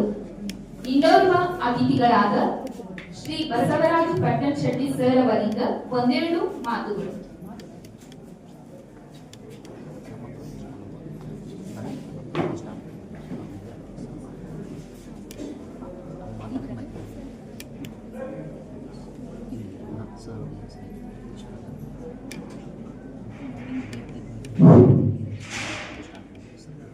ಓಂ ಶ್ರೀ ಗುರು ಬಸವಲಿಂಗನ ತಾಯಿ ಸರಸ್ವತಿ ಪಾದಗಳಿಗೆ ವಂದಿಸುತ್ತಾ ಈ ಒಂದು ಸುಂದರ ಸಮಾರಂಭದಲ್ಲಿ ಸರ್ಕಾರಿ ಪ್ರಥಮ ದರ್ಜೆ ಮಹಾವಿದ್ಯಾಲಯ ನೇಸರ್ಗಿ ಹಾಗೂ ಸಹೃದಯ ಸಾಹಿತ್ಯ ಪ್ರತಿಷ್ಠಾನ ಸಮಿತಿ ಇವರ ಸಂಯೋಗದಲ್ಲಿ ಆತ್ಮ ಕನ್ನಡಿ ಕವನ ಸಂಕಲನ ಬಿಡುಗಡೆ ಸಮಾರಂಭದ ಅಧ್ಯಕ್ಷರ ಸ್ಥಾನ ವಹಿಸಿದಂಥ ಕಾಲೇಜಿನ ಪ್ರಿನ್ಸಿಪಾಲ್ ಸರ್ ಅವರೇ ಹಾಗೂ ಪ್ರತಿ ಬಿಡುಗಡೆ ಮಾಡಿದಂಥ ಡಾಕ್ಟರ್ ಬಸು ಬೇಂಗಡ ಸರ್ ಅವರೇ ಹಾಗೂ ಪ್ರತಿ ಕುರಿತು ಮಾತನಾಡಿದಂಥ ನಮ್ಮೂರಿನ ಮಹಾವಿದ್ಯಾಲಯದ ಪ್ರಾಧ್ಯಾಪಕರಾಗಿರ್ತಕ್ಕಂಥ ಡಾಕ್ಟರ್ ರಾಜಶೇಖರ್ ಸರ್ ಅವರೇ ಹಾಗೂ ನಮ್ಮ ಕವಿಗಳು, ನಮ್ಮ ಗೆಳೆಯರು, ನಮ್ಮ ಪ್ರತಿಷ್ಠಾನದ ಅಧ್ಯಕ್ಷರಾಗಿರ್ತಕ್ಕಂಥ ಎಸ್ ಜೆ ನಾಯ್ಕ ಅವರೇ ಹಾಗೂ ಬಸವಂತ ಮಲ್ಲಿಕಾರ್ಜುನ ಕಂಬಾಸರ್ ಅವರೇ ಹಾಗೂ ಕವಿಗಳು ವಿದ್ಯಾರ್ಥಿಗಳಾಗಿರ್ತಕ್ಕಂಥ ಶ್ರೀ ಚಂದ್ರಶಯ್ಯ ಪೂಜಾರ್ ಅವರೇ ಹಾಗೂ ಈ ಕಾಲೇಜಿನ ಪ್ರಾಧ್ಯಾಪಕರೇ ಹಾಗೂ ವಿದ್ಯಾರ್ಥಿಗಳಿಗೆ ನಮ್ಮ ಸಹೃದಯ ಪ್ರತಿಷ್ಠಾನ ವತಿಯಿಂದ ತುಂಬ ಹೃದಯದ ಧನ್ಯವಾದಗಳನ್ನು ಹೇಳಲು ಬಯಸುತ್ತೇನೆ. ಅದೇ ರೀತಿ ಒಂದೇನು ಸಂತೋಷ ಅನಿಸ್ತದಪ್ಪ ಅಂದ್ರೆ, ನಾನು ಸಾಹಿತ್ಯನೂ ಅಲ್ಲ, ಕವಿನೂ ಅಲ್ಲ, ಏನೂ ಅಲ್ಲ, ನಾನೊಬ್ಬ ದೈಹಿಕ ಶಿಕ್ಷಣ ಶಿಕ್ಷಕ ಮಾತ್ರ. ಆದ ಕಾರಣ ನಮ್ಮ ಗೆಳೆಯರ ನಂಟು ಹೆಂಗಿದೆಯಪ್ಪ ಅಂದ್ರೆ, ನಡೆಸಿದವುದು ನಮ್ದು ಒಂದು 30 ವರ್ಷದ ನಂಟು. ಒಂದು ಸಂಸ್ಥೆಯಲ್ಲಿ ನಾವು ಇಬ್ಬರು ಕೂಡಿ ಕೆಲಸ ಮಾಡ್ತಿದ್ದೆವು ಪ್ರೈವೇಟ್ ಸ್ಕೂಲ್ನಲ್ಲಿ. ಅಲ್ಲಿ ಮಾಡ್ಕೊಂತ ಬೆಳೆದು 2003ರಲ್ಲಿ ವಿಕೇರಿ ಪ್ರೌಢಶಾಲೆಯಲ್ಲಿ ಶಿಕ್ಷಕರಾಗಿ ಸೇವೆ ಸಲ್ಲಿಸಿ ಅಲ್ಲಿಂದ ಇಲ್ಲಿವರೆಗೂ ಅವರು ಎಷ್ಟೋ ಕವನ ಸಂಕಲನಗಳನ್ನ ಮಾಡ್ಕೊಂತ ನಮ್ಮನ್ನು ಅವರು ಎದಿಕೆ ಅಂತ ಕರ್ಕೊಂಡು ಹೋದ್ರು. ಎಲ್ಲಿ ಹೋಗಬಾರ್ದಾಗಿತ್ತು ಅಲ್ಲಿ ಕೆಲವರು ಬಂದು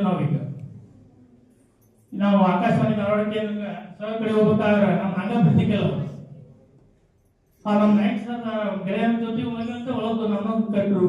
ಬೇಕಾಗಿ ಒಂದು ನಿಷ್ಠರ ಜೊತೆ ಹೋಗಿವು. ಕವಿಗಳಿಗೆ ಅಷ್ಟು ಕಿಮ್ಮತ್ತಿದೆಯಪ್ಪ ಅಂತಂದ್ರೆ ಹೇಳಕ್ಕೆ ಸಾಧ್ಯವೇ ಇಲ್ಲ. ಎಲ್ಲೋ ಒಂದು ಕಾರ್ಯಕ್ರಮ ಇದೆಯಪ್ಪ ಅಂತಂದ್ರೆ ಎಲ್ಲ ಕಡೆ ಎಲ್ಲ ವಿದ್ಯಾರ್ಥಿ ಕನಕಗಿರಿ ಒಳಗೂ ಬಂದಿವು. ರಾಯಚೂರಿಗೆ, ಬೆಂಗಳೂರು, ಮೈಸೂರು, ಎಲ್ಲಿ ಬೇಕಾದಲ್ಲಿ ನನ್ನ ಕರೆಕೊಂಡು ಅಡ್ಡಿದಂತ ಗೆಳೆಯನಿಗೆ ಎಷ್ಟು ಕೋಟಿ ನಮ್ಮಗಳಿಗೆ ನೀಡಿಸಲ್ಲದು. ಯಾಕಪ್ಪ ಅಂದ್ರೆ ಎಷ್ಟೋ ಮಂದಿ ಒಬ್ಬ ಏನ್ ಮಾಡ್ತಾರಪ್ಪ ಅಂದ್ರೆ, ಸರ್ಕಾರಿ ಉದ್ದೇಶಕ್ಕೆ ನೌಕರಿ ಸಿಗ್ತಿಪ್ಪ ಅಂತಂದ್ರೆ ಬಿಟ್ಬಿಟ್ಟೆ ಆಗ್ತಾರೆ, ಅವ್ರು ಉಳಿತಾರೆ. ಆದ್ರೆ ನಾ ಇನ್ನವರಿಗೆ ಸರ್ಕಾರಿ ನೌಕರಿ ಇಲ್ಲ, ನಾ ಏನಪ್ಪ ಅಂದ್ರೆ ಖಾಸಗಿ ಸಂಸ್ಥೆಯಲ್ಲೇ ಕೆಲಸ ಮಾಡ್ತಾನೆ. ಅವರು ಸರ್ಕಾರಿ ಉದ್ಯೋಗ ಇದ್ರೂ ಕೂಡ ಸರ್ಕಾರಿ ನೌಕರಿ ಅಂತೇನೆ ಅವ್ರನ್ನ ಕರ್ಕೊಂಡು ಅಡ್ಡಾಡ್ತಾರೆ. ಪ್ರತಿಷ್ಠಾನದವ್ರು ಬೇಡಪ್ಪ ನಾವು ಅದ್ರೊಳಗಿಲ್ಲಪ್ಪ ಅಂತಂದ್ರೆ ನಮ್ಮ ಉಪಾಧ್ಯಕ್ಷ ಮಾಡಿ ಕೊಡ್ಸ್ಯಾರ. ಒಂದು ಎಲ್ಲಿ ವಿಷಯ ಏನಿಸ್ಬಾರ್ದು ಅಂದ್ರೆ, ಈ ಶಾಲೆ ನನ್ನದು, ನಾ ಈ ಶಾಲೆಯ ಹಳೆ ವಿದ್ಯಾರ್ಥಿ, ನಾನು ಈ ಮಹಾವಿದ್ಯಾಲಯದ ಹಳೆ ವಿದ್ಯಾರ್ಥಿ. ನಾನು 1995-96ನೇ ಶಾಲೆ ಒಳಗೆ BA ಕಲಿಸುವಂತ ವಿದ್ಯಾರ್ಥಿ ನಾನೊಬ್ಬ. ಈ ಸರ್ಕಾರಿ ಪದವಿ ಮಹಾವಿದ್ಯಾಲಯದಲ್ಲಿ ನಾನೊಬ್ಬ 1995 ಮತ್ತು 96 ತದನಂತರ ಮುಂದುವರಿಸಬೇಕಾಗಿತ್ತು. ನಾನು ಏನ್ ಮಾಡಿಪ್ಪ, ಬಾಗಲಕೋಟೆಗೆ ಶಿಪೇರಿ ಕಲಿಯಲಿಕ್ಕೆ ಈ ಕಾಲೇಜನ್ನು ಬಿಟ್ಟು ಹೋದೆ. ತದನಂತರ ಬರಬೇಕಾಗಿತ್ತು, ಬರಕ್ಕಾಗಲಿಲ್ಲ. ಅಲ್ಲಿ ಮೊಟಕುಗೊಳಿಸಿ ಒಂದು ಸಂಸ್ಥೆಯಲ್ಲಿ ಕೆಲಸಕ್ಕೆ ಸೇರಿದ್ದು. ಆ ಸಂಸ್ಥೆಯವರು ನಮ್ಮನ್ನು ಬಿಟ್ಟರು, ಎಲ್ಲ ಬಿಟ್ಟು ನನ್ನ ಗೆಳೆಯನ ಜೊತೆಗೆ ನಾನು ಅಡ್ಡಾಡ್ತೇನೆ. ಈ ಒಂದು ಖುಷಿ ಬಹಳ ಬಂದಿದೆ. ಈ ಸಂಸ್ಥೆಯಲ್ಲಿ ನನಗೆ ಅರ್ಥ ಅವ್ರನ್ನ ನಮ್ಮ ಕೆಲಸ ಯಾರೊಬ್ಬರು ಗುರುಗಳು ಯಾರದ ಅಂತೀನಿ, ಅವ್ರು ಯಾರು ಮಾಡೋದಿಲ್ಲ ಅಂತ ಅನಿಸ್ತದೆ. ಆದ ಒಂದು ಬಹಳ ನನಗೆ ಹೆಮ್ಮೆ. ಒಂದು ಶಾಲೆಯೊಳಗೆ ನಾನು ಅವಕಾಶ ಸಿಕ್ತಿ ಬಂದು ವೇದಿಕೆ ಹಚ್ಕೊಂಡಿಲ್ಲ ಅನ್ನೋಂಥ ಖುಷಿ ಬಹಳ ಕೊಟ್ಟು, ಆ ಕಾರಣದಿಂದ ಈ ಒಂದು ನಮ್ಮ ಸಂಸ್ಥೆ ಏನೋ ಸಹೃದಯ ಸಾಹಿತ್ಯ ಪ್ರತಿಷ್ಠಾನ ಇದೆಯಲ್ಲ, ಇಲ್ಲೇನೇ ಮಾಡ್ತಪ್ಪ ನಾವು ಪ್ರತಿ ವರ್ಷ 2 ಅತ್ಯುತ್ತಮ ಕೃತಿಗಳಿಗೆ ರಾಜ್ಯ ಮಟ್ಟದ ಪ್ರಶಸ್ತಿಯನ್ನು ಕೊಡ್ತೀವಿ. ಈ 2 ವರ್ಷದಿಂದ ಕೊಡುವಂತ ಬಂದೀವ. ಈಗ ಪ್ರತಿ ವರ್ಷ ನಾವು ಏನ್ ಮಾಡ್ತೀವಿ ಅಂದ್ರೆ, 2 ಕೃತಿಗಳಿಗೆ ರಾಜ್ಯ ಮಟ್ಟದ ಅತ್ಯುತ್ತಮ ಪ್ರಶಸ್ತಿ ನಮ್ಮ ಸಂಸ್ಥೆಯಿಂದ ಕೂಡ ಮಾಡುತ್ತೀವ. ಮತ್ತು ಈ ಒಂದು ಕೃತಿ ಈ ಸಂಸ್ಥೆ ಸಂಸ್ಥೆಯಿಂದ ಇವತ್ತು ಯುವ ಕವಿ ಚನ್ನಬಸಯ್ಯ ಪೂಜಾರಿ ಅವರ ಒಂದು ಕೃತಿ ಬಿಡುಗಡೆ ಆಗಿದ್ದು ನಮ್ಮ ಸಹೃದಯ ಮತ್ತಷ್ಟು ಪ್ರಸ್ಥಾನಕ್ಕೆ ಶೋಭೆ ತಂದಿದ್ದಂತೆ ನಾವು ಹೇಳ್ತಾ ಒಂದೆರಡು ಮಾತು ಅವಕಾಶ ಮಾಡಿಕೊಟ್ಟಂತ ಎಲ್ಲರಿಗೂ ವಂದಿಸುತ್ತಾ ನಮ್ಮ ಮಾತನ್ನು ಮುಗಿಸುತ್ತಾ ಜೈ ಹಿಂದ್, ಜೈ ಕರ್ನಾಟಕ. ಸಹೃದಯ ಸಾಹಿತ್ಯ ಪ್ರತಿಷ್ಠಾನದ ಬಗ್ಗೆ ವಿಷಯ ತಿಳಿಸಿದ ಬಸವರಾಜ್ ಸರ್ ಅವರಿಗೆ ಧನ್ಯವಾದಗಳು. ಇದೀಗ ಒಂದು ಸವಿ ನೆನಪಿನ ಸನ್ಮಾನ ಕಾರ್ಯಕ್ರಮ ಶ್ರೀ ಬಸವರಾಜ್ ಪಟೇಲ್ ಶೆಟ್ಟಿ ಸರ್ ಅವರಿಗೆ ಎಲ್ಲ ಗಣ್ಯರಿಂದ.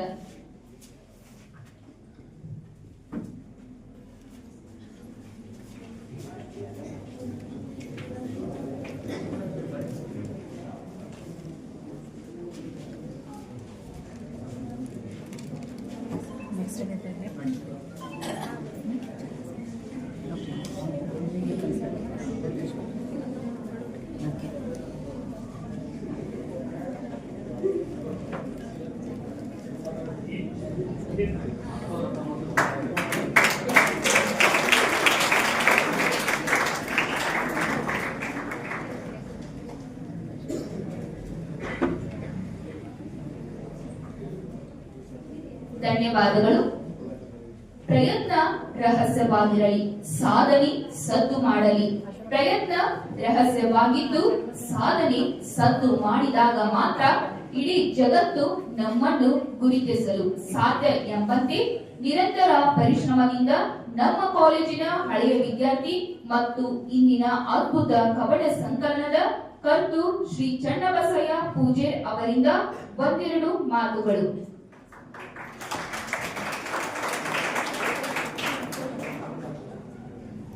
ಎಲ್ರಿಗೂ ನಮಸ್ಕಾರ. ಖುಷಿಗೆ ಮಾತುಗಳು ಬರ್ತಾ ಇಲ್ಲ, ಭಾರಕ್ಕೆ ಹೆಚ್ಚಾಗಿ ಮಾತುಗಳಿತ್ತು ಅಂತ ಅನ್ಸಾತದೆ. ಏನಿತು ಜನ್ಮದಲ್ಲಿ ಏನಿತು ಜೀವಗಳಿಗೆ ಋಣಿಯೋ, ನನ್ನ ಬದುಕಿದು ಋಣದ ಗಣಿಯೋ. ಈ ಒಂದು ಸುಂದರ ಸಮಾರಂಭಕ್ಕೆ ಒತ್ತಾಸೆಯಾಗಿ ನಡೆದಂತ ನನ್ನೆಲ್ಲ ಉಚ್ಚಾರಗಳಿಗೆ ನೀವು ಪ್ರೋತ್ಸಾಹವನ್ನು ನೀಡಿದಂತ ನಿಮ್ಮೆಲ್ಲರಿಗೂ ಇಲ್ಲಿಂದಲೇ ಹೆಚ್ಚು ನಮಸ್ಕರಿಸಿ ನನ್ನೆರಡು ತೊದಲು ಮಾತುಗಳನ್ನು ಪ್ರಾರಂಭಿಸ್ತೇನೆ. ವೇದಿಕೆ ಮೇಲೆ ಇರುವ ಎಲ್ಲ ಗಣ್ಯಮಾನ್ಯರಿಗೆ ಧನ್ಯವಾದಗಳನ್ನು ತಿಳಿಸ್ತಾ ನನ್ನ ಮಾತುಗಳನ್ನು ಪ್ರಾರಂಭ ಮಾಡ್ತೇನೆ. ನನಗೆ ಕವಿತೆ ಅಂದ್ರೆ ಏನನ್ನೋದಕ್ಕಿಂತ ನನ್ನ ಮುಖಾಂತರ ನನ್ನ ರೂಪದಲ್ಲಿ ಕವಿತೆ ಅಂದ್ರೆ ಜಗತ್ತಿನ ಎಲ್ಲ ತಲ್ಲಣಗಳನ್ನ, ಜಗತ್ತಿನ ಎಲ್ಲ ನೋವುಗಳನ್ನ, ಎಲ್ಲ ತೊಂದರೆಗಳನ್ನ ಕವಿತೆ ಮತ್ತು ಪ್ರೀತಿ ತಿರುಮೋದು ಅಂತ ಬಲವಾಗಿ ನಂಬಿದಂತ ವ್ಯಕ್ತಿ ನಾನು. ಕವಿತೆ ಕಾಡಿದಷ್ಟು ಮತ್ತು ಪ್ರೀತಿ ಕಾಡಿದಷ್ಟು ನನ್ನ ಮತ್ಯಾವ ಅಂಶಗಳು ಮತ್ಯಾವ ಪ್ರಕಾರಗಳನ್ನು ಈವರೆಗೂ ಕಾಡಿಲ್ಲ, ದುಂಬಾಲು ಬಿದ್ದು ಬರೆಸಿಕೊಂಡಿಲ್ಲ. ಅವು ನನ್ನೊಳಗೆ ಕೆಲವೊಂದು ಸಾರಿ ಜಗಳಕ್ಕಿಳಿದು ಕೂಡ ಬರೆಸಿಕೊಂಡಂತ ಕೆಲವು ಸಂಗತಿಗಳು ಕೂಡ ಇವೆ. ನಾನು ಕವಿ, ನಾನು ಬರೆಯುವುದ ಕವಿತೆ ನಮ್ಮಂತ ಭ್ರಮೆ ನನಗಿಲ್ಲ. ನಾನು ನನ್ನ ಬದುಕಿನಲ್ಲಿ ಅನುಭವಿಸಿದಂತಹ ಕಷ್ಟ, ಬೆನ್ನಗವರಿನಲ್ಲಿ ಬದುಕು ತೋರಿಸಿಕೊಟ್ಟಂತಹ ಮನಸ್ಫೂರ್ತಿ, ನನ್ನ ಅಂಗವೈಕಲ್ಯದ ನಡುವೆಯೂ ನನಗೆ ಯಾವುದೂ ಕೂಡ ಕೊರತೆ ಇಲ್ಲದಂತೆ ನಾನು ನೋಡಿಕೊಂಡಂತಹ ತಾಯಿ ಸ್ಫೂರ್ತಿ, ಇವೇ ನನ್ನ ಕವಿತೆಗಳಿಗೆ ಮೂಲ ಸಾಗುಗಳಾದವು. ಯಾವತ್ತೂ ಕೂಡ ಜೀವಂತವಾಗಿರುವಂತಹ ಪ್ರೀತಿಯ ಕರಕಲು ಗುರುತುಗಳು. ಏನಾಗಲಿ ನನ್ನ ಹಿಂದಿರುತ್ತಾನೆ, ಏನ್ ಬೇಕಾದ್ ಮಾಡಿ ನೀನು ಅನ್ನುವಂಥ ಸ್ನೇಹಿತರ ಬಳಗ ನನ್ನ ಕವಿತೆಗಳಿಗೆ ಒತ್ತಾಸೆಯಾಗಿ ನಿಂತು ಅವುಗಳು ಇವತ್ತು ಬರೆಸ್ಕೊಳ್ಳೋದ್ರಿಂತಾವ. ಬಡತನದ ಸ್ಪರ್ಶ ನನ್ನ ಕವಿತೆಯ ಪೆನ್ನಿಡಲು ಒಂದು ಧೈರ್ಯವನ್ನು ನೀಡಿದಂತ ಒಂದು ಅಂಶ. ಕವಿತೆ ನಾನು ಹೆಂಗ್ ಬರಿಬೇಕು ಏನು ನನಗೆ ಯಾವುದೇ ಕೂಡ ಒಂದು ಆಸೆ ಇದ್ದಿರಲಿಲ್ಲ. ಯಾವಾಗ 8ನೇ ತರಗತಿ ಬಂದಾಗ ನಾಯಕ್ ಸರ್ ಪಾಠಗಳನ್ನು ಕೇಳುವಾಗ ನನಗೆ ಬಹಳ ಖುಷಿ ಅನಿಸ್ತಿತ್ತು. ಕನ್ನಡವನ್ನು ಹಿಂಗೂ ಹೇಳ್ಬೋದಾ, ಹಿಂಗೂ ಇದನ್ನ ಮಾಡ್ಬೋದು ಅನ್ನೋದು ನನಗೆ ಯಾವತ್ತೂ ಕೂಡ ಅವ್ರ ಪಾಠಗಳನ್ನು ಹೇಳುವಂತ ಶೈಲಿಯನ್ನು ಬರವಣಿಗೆಗೆ ಪ್ರೋತ್ಸಾಹ ಮಾಡಿದ್ರು. ನಾನು ಅವಾಗಿಂದಲೂ ಯಾರಿಗೂ ಕೂಡ ತೋರಿಸ್ಕೊತಿರ್ಲಿಲ್ಲ. ನಾನು ಬರೆಯೋದು ಗೊತ್ತಿದ್ದಂದ್ರೆ ಮುತ್ತು ಮಾತ್ರ. ಅವರು ಹೇಳುವಂತಹ ಕನ್ನಡದ ಪಾಠಗಳು, ಹಲಗಲಿ ಬೇಡರ ಪಾಠ ನಿಮ್ಗೆ ಇವತ್ತಿಗಾದ್ರೂ ನನ್ನ ಕೂದಲು ನೆಟ್ಗೆ ಮಾಡ್ತಾವ. ಅಂತ ಒಂದು ಪಾಠವನ್ನು ಹೇಳುವಂತ ಶೈಲಿ, ಅವ್ರು ನೀಡಿದಂತ ಸಹಕಾರ, ಸ್ಫೂರ್ತಿ ನನಗೆ ಇವತ್ತ ಈ ಸ್ಥಾನಕ್ಕೆ ಬಂದು ನಿಲ್ಸೈತಿ. ಪ್ರಥಮ ಆತ್ಮದ ಕನ್ನಡಿಯಾಗಿ ನಿಮ್ಮ ಮುಂದೆ ತರಕಾದ ಪ್ರಯತ್ನವನ್ನು ಮಾಡೈತಿ. ಈ ಒಂದು ಆತ್ಮದ ಕನ್ನಡಿಯನ್ನು ಹೊರಗೆ ತರಬೇಕಾದ್ರೆ ಸಾಕಷ್ಟು ಅಡೆತಡೆಗಳು ಬಂದು, ಜೊತೆಗೆ ಇದನ್ನ ಇನ್ನೂ 2-3 ವರ್ಷ ತರಬೇಕು ಹಂಗೆ ಹಿಂಗೆ ಅಂತ ವಿಚಾರ ಇತ್ತು. ನನ್ನ ಫ್ರೆಂಡ್ ಹಿಂಗೆ ತರಬೇಕನ್ನೋ ವಿಚಾರ ಮಾಡಿದಾಗ ಅವನು ಸ್ಕಾಲರ್ಶಿಪ್ ಬಂದಿದ್ದಾಗ 6,000 ರೂಪಾಯಿದೊಳಗೆ ಅಷ್ಟು ಈ ರೊಕ್ಕ ನೀನೇ ಇಟ್ಕೊಂಡ್ಬಿಡು, ಅದನ್ನ ನೀ ಏನು ತೊಗೊಂಬರ್ತೀಯಲ್ಲ ಅಂತೂ ಅದನ್ನ ಸಹಕಾರ ಇರ್ತೈತಿ. ಜೊತೆಗೆ ಕೆಲವೊಂದು ಜನ ಮನೆಯವ್ರು ಗೊತ್ತಾಗದೇ ಇರೋ ರೀತಿ ಪುಸ್ತಕದಲ್ಲಿ ಹಣವನ್ನ ಇಟ್ಟು ಕಳಿಸಿದವರು ಇದ್ದಾರೆ. ಆಗಲಿ ಹೋಗ್ಲಿ ಅಂತೇಳಿ ಯಾರು ನೀನು ಏನು ಬೇಕಾದಾಗಲಿ ನಾನು ನಿನ್ನ ಜೊತೆಗೆ ಇರ್ತೀನಿ ಅಂತ ಹೇಳಿದಂಥ ನನ್ನ ಸ್ನೇಹಿತರ ಸ್ಫೂರ್ತಿ. ನನಗೆ ಅವರ ಹೆಸರುಗಳನ್ನು ಎಲ್ಲಿ ಹೇಳ್ಕೋಬೇಡ, ಹೇಳಿದ್ರೆ ಮದ್ದೋಳ ಅಂತ ಹೇಗೆ ಮಾಡ್ತಾರೆ. ಅವ್ರು ನನ್ನ ಮರ್ಯಾದೆ ಇರಲಾರೆ. ಅವರು ನೀಡಿದಂಥ ಸಹಕಾರ ಸ್ಫೂರ್ತಿ ಇವತ್ತು ನನಗೆ ಕವನ ಸಂಕಲನವಾಗಿ ಬರಲು ಮುಂದೆ ತಯಾರಾಗಿರ್ತದೆ. ಈ ನನ್ನ ಕೆಲವೊಂದು ಕವಿತೆಗಳನ್ನು ನಾನು ಇಲ್ಲಿ ನಾನಾಗಿ ಬರೆದ್ರೆ ಕೆಲವೊಂದಷ್ಟು ಕವಿತೆಗಳು ನನ್ನೊಂದಿಗೆ ಜಗಳ ತಿಳಿದುಗೊಳಿಸಿಕೊಂಡಿವೆ. ಕ್ಷಮೆ ಇರಲಿ, ನನ್ನಲ್ಲಿ ಇನ್ನೂ ಆಳವಾದ ಅಧ್ಯಯನ ಆಗಬೇಕು. ಆಳವಾದ ಅಧ್ಯಯನ ಇದೆ. ನಾನು ಸುಮಾರು 8ನೇ ತರಗತಿ ಇದ್ದಾಗ ಬರೆಯೋ ಸ್ಟಾರ್ಟ್ ಮಾಡಿದ್ದೆ. ಆ ಸರ್ ಏನು ತೋರಿಸಿರ್ಲಿಲ್ಲ ನಾನು. ಆದ್ರೆ ಯಾವಾಗ ನಾನು ಕರೋನಾ ಟೈಮ್ ಒಳಗೆ ದುಡ್ಡು ಫೋನ್ ತೊಗೊಂಡಾರ ಅವಾಗ ಸರ್ ಹಿಂಗ ಟೈಪ್ ಮಾಡಿ ಕಳಿಸಿದ್ದೆ. ಅವರ ಮರನೇ ದಿನ ಅದನ್ನ ಲೋಕದರ್ಶನ ಪತ್ರಿಕೆ ಒಳಗೆ ಪ್ರಸ್ತಾಪ ಮಾಡಿದ್ರು. ಆ ಒಂದು ಉತ್ಸಾಹ, ಗೆಳೆಯರು ನೀಡಿದಂತ ಸ್ಫೂರ್ತಿ ಇವತ್ತು ನಿಮ್ಮೆಲ್ಲರ ಮುಂದೆ ಈ ಆತ್ಮದ ಕನ್ನಡ ಕವನ ಸಂಕಲನವಾಗಿ ನಿಮ್ಮೆಲ್ಲರ ಮುಂದೆ ನಿಂತೈತಿ ಅಂತ ಹೇಳ್ತಾ ನನ್ನ ತವರು ಮಾತುಗಳನ್ನು ಮುಗಿಸ್ತೇನೆ. ಗುರುವಿನ ಸಹಕಾರ ಒಂದು ಜೊತೆಗಿದ್ದರೆ ಜಗತ್ತಿನಲ್ಲಿ ನಮ್ಮನ್ನು ನಾವು ಗುರುತಿಸಿಕೊಳ್ಳಲು ಸಾಧ್ಯ. ಎಲ್ಲರ ಸ್ಫೂರ್ತಿ ಸಹಕಾರದಿಂದ ತಮ್ಮ ಯಶಸ್ಸಿಗೆ ಸಾಧ್ಯ ಎಂದು ಹೇಳಿದ ಚನ್ನಬಸಯ್ಯ ಪೂಜಾರ್ ಅವರಿಗೆ ಧನ್ಯವಾದಗಳು. ಅದ್ಭುತ ಕವನ ಸಂಕಲನದ ರೂವಾರಿಯಾದ ಶ್ರೀ ಚನ್ನಬಸಯ್ಯ ಪೂಜಾರ್ ಅವರಿಗೆ ಸಹೃದಯ ಸಾಹಿತ್ಯ ಪ್ರತಿಷ್ಠಾನದ ಪರವಾಗಿ, ನಮ್ಮ ಮಹಾವಿದ್ಯಾಲಯದ ಪರವಾಗಿ ಮತ್ತು ಹಳೆಯ ವಿದ್ಯಾರ್ಥಿಗಳ ಪರವಾಗಿ ಸನ್ಮಾನ ಕಾರ್ಯಕ್ರಮ ಎಲ್ಲ ಗಣ್ಯರಿಂದ.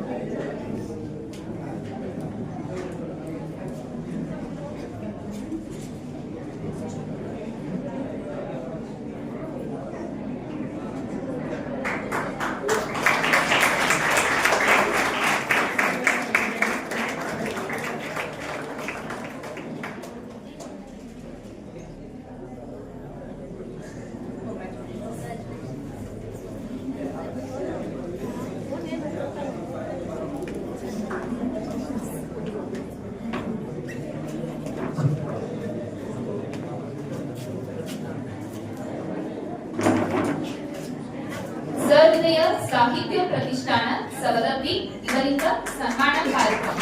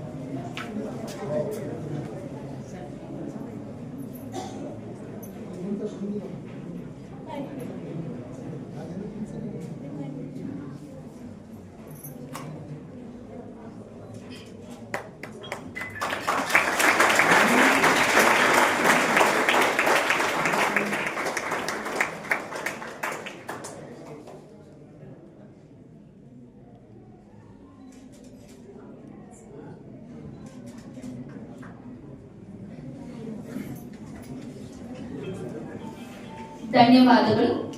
ಮುಂದಿನದಾಗಿ ಮಂಜುನಾಥ್ ದೊಡ್ಗಿ ಸರ್ ಅವರಿಗೆ ಸವಿ ನೆನಪಿನ ರೀತಿಯ ಸನ್ಮಾನ ಎಲ್ಲ ಗಣ್ಯರಿಂದ. ಮುಂದಿನದಾಗಿ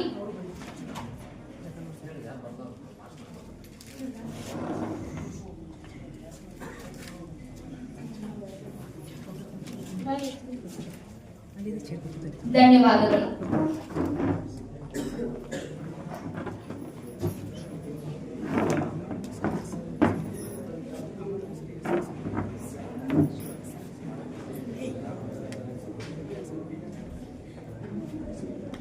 ಮುಂದಿನದಾಗಿ ಅಮ್ಮಣ್ಣವರು, ಶ್ರೇಯಸ್ ಅವರು, ಸಿಂಧು ಅವರು ಸನ್ಮಾನಿಸಿಕೊಳ್ಳಬೇಕೆಂದು ವಿನಂತಿ.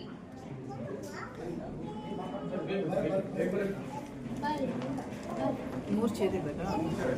ಮೂರು ಚೇರ್ ಎಟ್ ಅ ಟೈಮ್.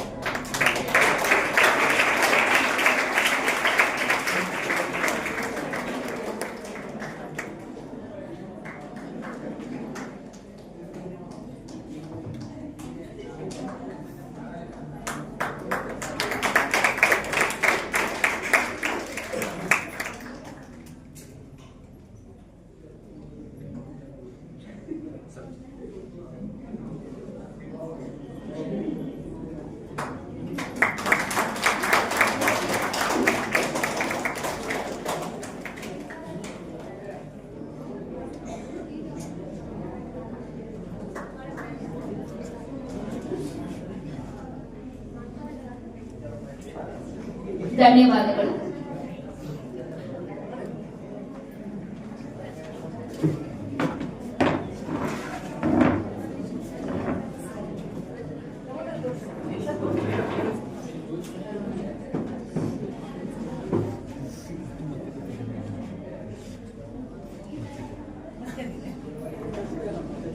ಮುಂದಿನದಾಗಿ ಮುತ್ತು ಮತಿಕೋಪ್ ಅವರಿಗೆ ಸನ್ಮಾನ ಕಾರ್ಯಕ್ರಮ.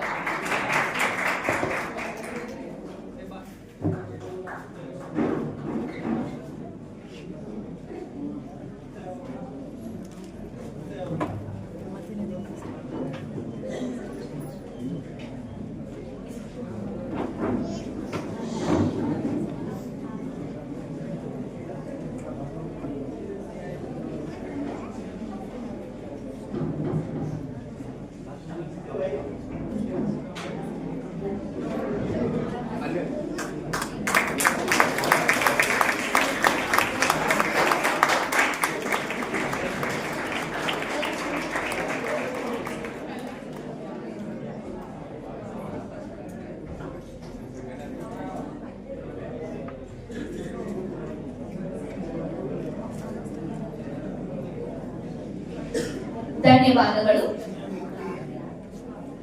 ಬಣ್ಣದಲ್ಲಿ ಮಲ್ಲಿಗೆಯಂತೆ, ಗುಣದಲ್ಲಿ ಗುಲಾಬಿಯಂತೆ, ನಗುವಿನಲ್ಲಿ ಸಕ್ಕರೆಯಂತೆ